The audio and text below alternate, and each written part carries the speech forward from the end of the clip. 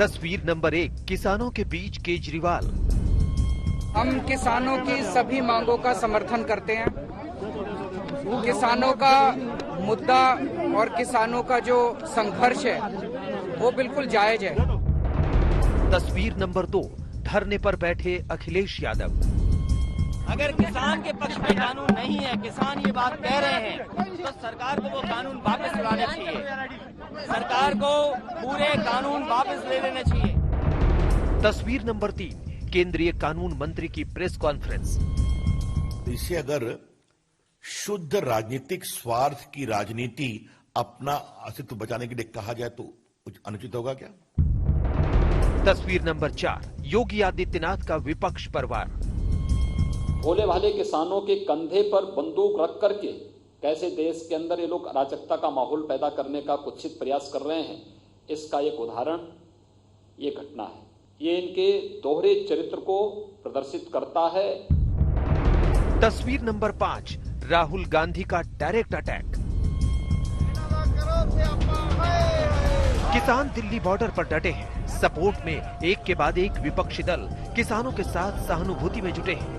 8 दिसंबर को भारत बंद, लेकिन भारत बंद से पहले पक्ष और विपक्ष में जुबानी जंग का दौर प्रचंड है। राहुल गांधी सोशल मीडिया से निशाना साध रहे हैं, तो दूसरे धरना प्रदर्शन करके वार और पलटवार में बात, चाल और चरित्र की व्याख्या तक पहुंच गई है। जिस समय शरद पवार ये बोल रहे थे 2005 में कि अगर आप सुधार नहीं करोगे तो हम वित्तीय सहयोग देना बंद करेंगे, उस समय मनमोहन सिंह की सरकार का समर्थन कौन कौन कर रहे थे? मुलायम सिंह यादव जी की party, RJD, CPI, CPM, TDP और बाकी सभी। ट्रैक्टर रैलीज हो, हस्ताक्षर अभियान हो, किसान सम्मेलन हो, इनके माध्यम से पिछले कुछ महीनों से लगातार राहुल गांधी और कांग्रेस पार्टी किसानों की आवाज उठा रहे हैं। 8 दिसंबर के बंद को पूर्ण रूपेण समर्थन कांग्रेस पार्टी हर जिले में, हर राज्य में देगी। न्यूनतम समर्थन मूल्य किसान को लागत का 1.5 गुना दाम उपलब्ध कराने का रहा हो, या फिर प्रधानमंत्री किसान सम्मान निधि। आजादी के बाद किसानों के हित में ले गए ये सभी ऐतिहासिक और क्रांतिकारी फैसले हैं। किसान के लिए कानून अगर बना है और किसान आंदोलन कर रहा है, तो सरकार की जिद किस बात की है? सरकार क्यों जिद पर लगी हुई है? अगर किसान के पक्ष में कानून नहीं है, किसान ये बात कह रहे हैं, तो सरकार को वो कानून वापस लाने चाहिए। सरकार को पूरे कानून वापस ले लेने चाहिए। दिल्ली के अंदर एपीएमसी एक्ट के तहत संशोधन के बाद इसका नोटिफिकेशन भी जारी कर चुकी है। उसने भी कल के देश के बंदी की घोषणा का समर्थन किया है। इनके दोहरे चरित्र को देखें। मेरे ऊपर बहुत दबाव डाला गया, चारों तरफ से कई फोन आए, खूब दबाव बनाया गया कि किसी तरह से हम परमिशन दे दें। उनका पूरा प्लान था कि किसानों को दिल्ली आने देंगे और फिर उनको वहां से पकड़ के उनको स्टेडियम में डाल देंगे और स्टेडियम में पड़े रहेंगे। लेकिन हम लोगों ने उनकी बात नहीं सुनी, उनको परमिशन नहीं दी, और मैं समझता हूं इससे आंदोलन को मदद मिली। अब सियासी भिड़ंत की पूरी टाइमलाइन समझिए। अचानक बीजेपी हमलावर क्यों हो गई? सुबह दिल्ली के सिंघू बॉर्डर पर केजरीवाल ने किसानों के भारत बंद और समर्थन में आवाज बुलंद की। मैं एक सेवादार के तौर पे आया हूँ, सेवा करने के लिए आया हूँ, किसानों की सेवा करने के लिए आया हूँ। किसान 24 घंटे मेहनत करके खून पसीना बहा के अन्न उगाता है हमारे लिए, हमारी सेवा करता है। आज किसान मुसीबत में है। हम सबका, पूरे देशवासियों का फर्ज है कि किसानों के साथ खड़े और उनकी सेवा करें। दिल्ली में केजरीवाल का एक्शन खत्म हुआ तो लखनऊ में हाई वोल्टेज एक्शन शुरू हो गया। किसानों के समर्थन में सपा प्रमुख अखिलेश यादव ट्रैक्टर यात्रा निकालने पर अड़ गए। पुलिस ने रोका तो घर के बाहर धरना दे दिया।